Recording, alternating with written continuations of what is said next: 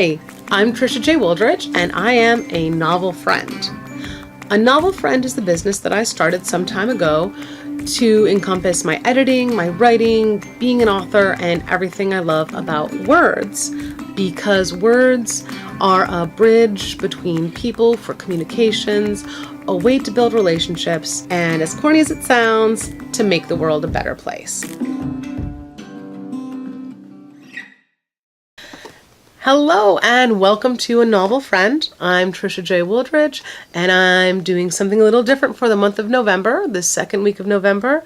I am sharing my prose short story, which is in dark luminous wings. And it's called Cemetery Angels, and I'm giving you little bits and pieces of that through the month of November, because November is All Saints and All Souls, time when you give memorial to your loved ones. And I hope you enjoy the story. If you missed the first part, it's right there on YouTube. You can check it out.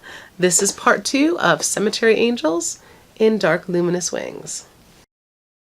Cemetery Angels. Daddy's grave was in the newer part of the cemetery, a long walk from my grandparents with several rows of stones between us and the car.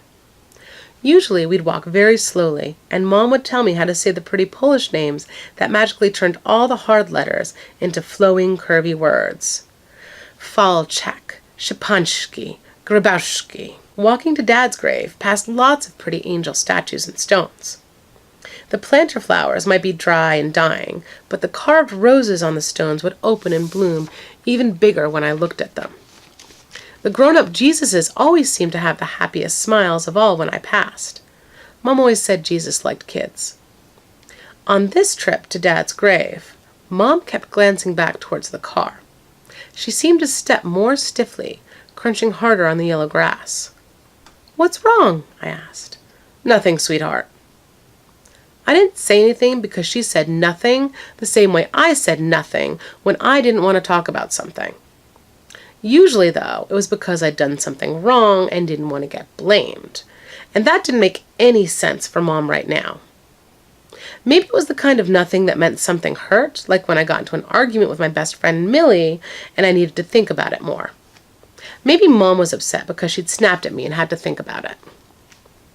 Except something just felt weird. It was colder, and the angels weren't moving as we walked to Daddy's shiny black gravestone. I glanced back to the car and saw that someone had parked behind us. The other car was what Daddy would have called a bondomobile and had mismatched fenders. It was the kind of car that I usually saw in the neighborhoods Mom always double made sure we locked our doors in, even when we were driving. I didn't see anyone at any of the stones either, and 2 guys looked like they were arguing in the front seat. When we got to Daddy's grave, Mom gave me the soda bottle of water. At Daddy's grave, I was responsible for doing what she did for her parents' stone. Brush off the dirt that collected on the headstone's flat surfaces, water the flowers, pull off dead leaves. Mom took extra long at Dad's grave this visit, though. She didn't say much besides her prayers. She had me talk about school and my friends and how we were planning my birthday party for 2 weeks after school started. She even had me recite my whole list of what I wanted for my birthday. Daddy didn't have a statue or a face on his gravestone. He just had a cross with ribbons, a flag, and carved borders.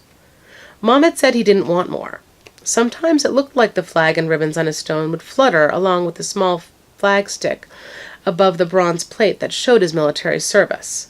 But they were stone still now. "All right," Mom said, sounding like she was trying not to grind her teeth. "Let's go, Lillian." "What's wrong?" I asked again. She hardly ever called me Lillian. "Nothing. Just stay with me and do what I say." "But no buts." She hardly ever used no buts with me either. Usually we could talk about things, but her voice closed the conversation as hard as her hand closed around my arm and marched me back to the car. Her other arm clenched over her purse. "You don't like that other car? You think they're bad people?" I knew there were bad people in the world. People who would hurt other people, especially kids. They lived in those neighborhoods Mom had us double-check the locks in.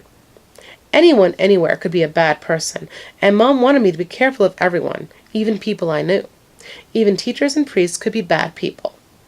I didn't think about it most of the time, but Mom was acting worse than she normally did when we were in a situation where we might run into bad people. It could be nothing. She bit her lip, pulled out her cell phone, and hesitated a moment. Just better to be careful, right? As we approached the car, she lifted her chin and narrowed her eyes, slowing her steps. You always check the back seat when you are approaching parked cars somewhere, even your own driveway. She froze, but only for a second. The world blurred how fast she spun me. We ran around the front of Mom's Buick. The back door of our car swung open. A hand with a knife grabbed the roof, and out came a large, ghost-pale man who was tangled in Mom's blanket. I saw this in glances as we crossed the road to put more space between us and the man.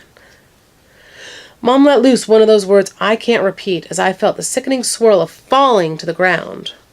I scrambled to my feet and felt her give my butt a shove. I looked behind me and she was also standing from our fall.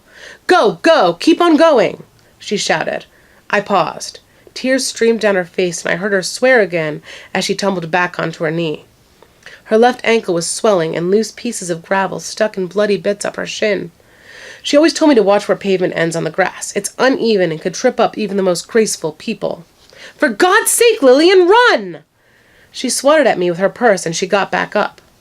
The man still had one leg stuck in the car. The back seat blanket tangled him like a plaid costume ghost was eating his legs. He jumped, shaking our whole car to kick it off. I ran.